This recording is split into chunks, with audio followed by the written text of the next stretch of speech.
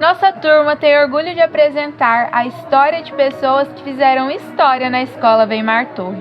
Através desse vídeo, queremos homenagear todos que aqui passaram e deixaram sua marca. E essa história não seria possível sem a sua participação. Muito obrigada! Qual foi uma história marcante para o senhor aqui na Guaçulândia ou na escola? A história marcante tem várias, né? Mas uma história em que marcou muito para mim, são duas histórias que marcaram muito, né? E duas histórias que, se fosse hoje, talvez eu receberia punição, né? Uma foi de um aluno, né? Não vou citar nome, né? Por mais que hoje já deve estar seus 50 anos por aí, mas eu não vou citar nome. Então o aluno era terrível, inclusive desrespeitava a mãe, desrespeitava a família, desrespeitava uma série a sociedade como um todo. Já tinha passado por vários professores aqui e em 79, quando eu chego aqui, o Zé Carlos me coloca exatamente esse aluno para estudar na minha sala, né? De propósito, depois disso ele me disse, né? Porque nenhum outro professor mais não conseguia trabalhar com esse aluno, né? E eu vinha de roça, eu vinha um cara muito bruto da época, né? E eu não era esse cara meio maleável que nem sou hoje, eu era um cara bem bruto mesmo, viu? Então, um determinado dia, esse aluno na sala praticamente não estava permitindo trabalhar o conteúdo, né? E na hora do recreio eu peço para todos os alunos sair, segurei ele na sala de aula, sentei ele de frente comigo e ali eu conversei com ele meio duro. Ali eu falei coisas que eu não vou repetir aqui, viu? Então, falei coisas bem duras com ele, porque eu estava sabendo já nesse momento do que estava acontecendo. E esse aluno me aguentou 10 minutos olhando firme, com cara de bravo. Depois dos 10 minutos ele começou a chorar e eu não tive dó do choro dele. Eu comecei a malhar e depois lá de uns 30 minutos conversando com ele, eu chamei a turma para a sala, fui trabalhar e tal. E passado algum tempo depois, eu já secretário da escola, a mãe dele mudou para Mirassol do Oeste, acho que no Paraná, no Mato Grosso. Eu não sei se foi Mirassol, tinha alguma coisa de Sol e Oeste por aí. Então, ela passa na escola exclusivamente para me agradecer o comportamento e a mudança desse aluno. Então, essa foi uma das histórias que ficou muito marcante para mim, né?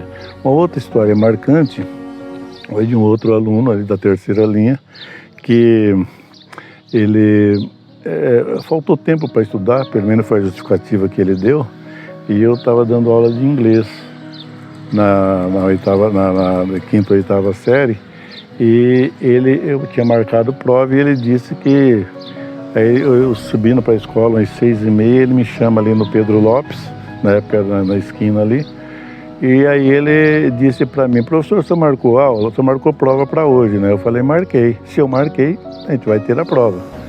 Aí ele foi e me disse: eu não estudei e vou colar hoje na sua prova. Aí eu fui e disse para ele: bom, tudo bem, se você está me avisando que vai colar, quem sou eu para dizer que você não vai colar?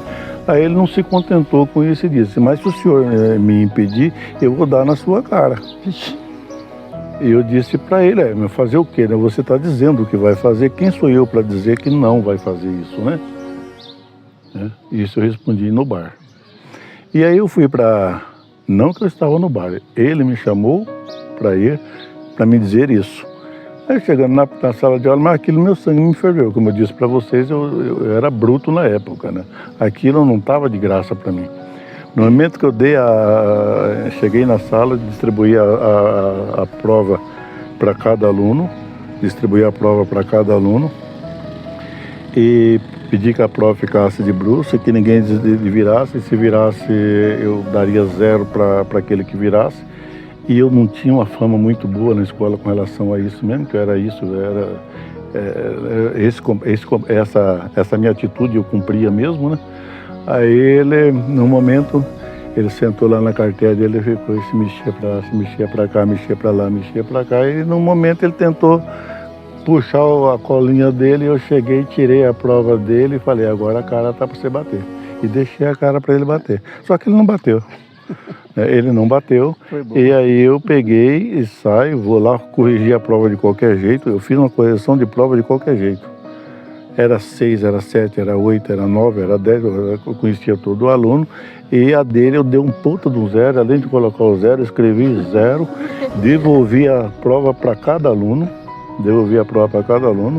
E a dele eu deixei devolvi ele por último e falei, essa é a sua nota e você passa a respeitar as pessoas.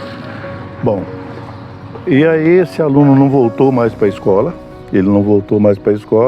começou a vender, disse que estava vendendo as coisas dele ali na terceira linha, que antes de ir ele ia matar um professor. O Zé Carlos fica sabendo dessa história, chama esse aluno lá na sala dele e falou, eu vou passar um medo nele, né? E aí disse para ele, ó, eu tô sabendo, ele falou, mas você sabe o que o professor fez comigo? Aí ele falou, sei, mas eu quero saber, e você sabe o que você fez lá no bar com ele, antes dele tomar essa atitude? Mas ele como professor, antes de ser professor, ele também é gente. O Zé Carlos toma essa atitude e fala com ele. E se você vai querer fazer isso, mas eu vou fazer isso, então é o seguinte, você vai, mas você vai preparado, porque da forma que você vai, você pode fazer ou pode ser feito. E vou dizer para você, se você não conseguir fazer, porque eu conheço o elemento, né? Se você não conseguir fazer, você vai ser feito.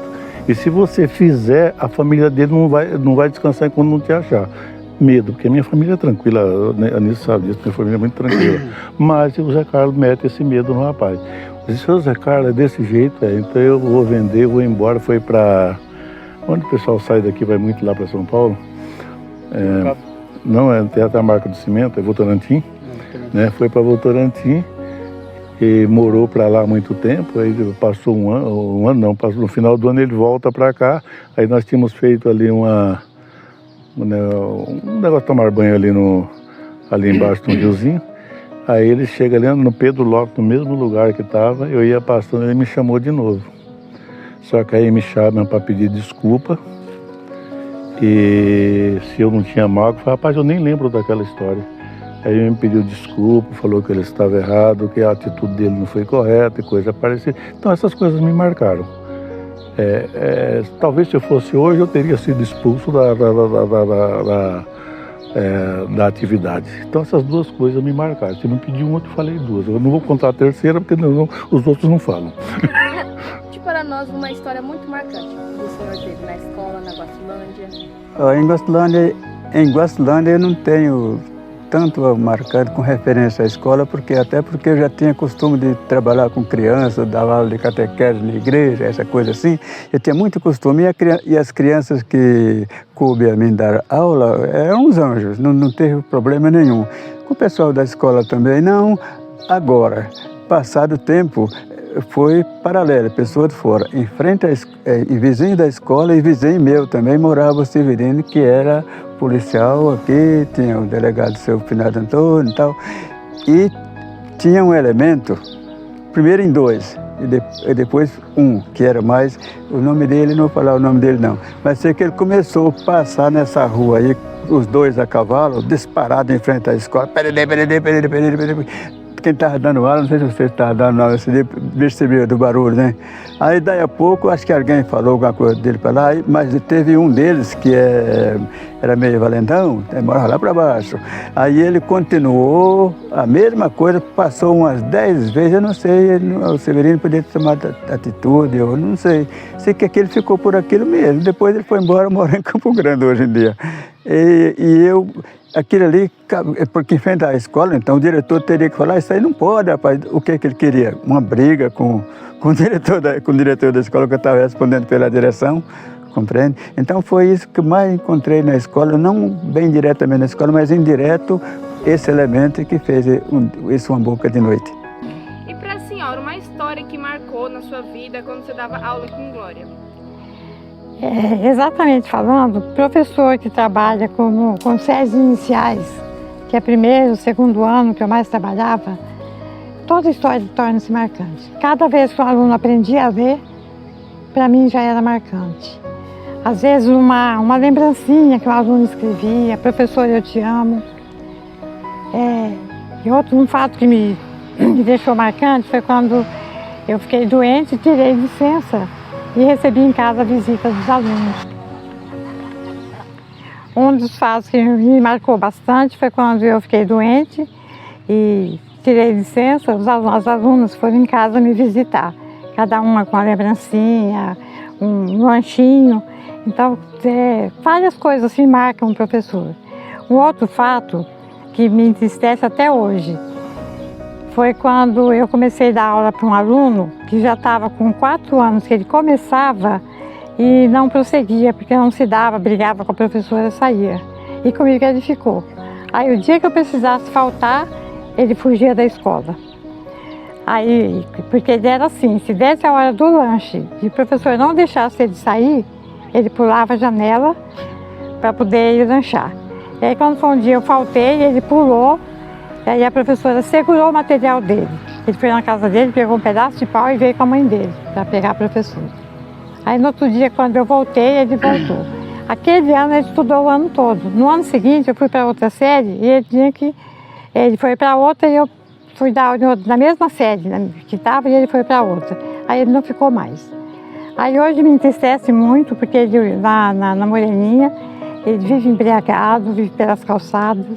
E isso marca muito assim como tristeza para um professor.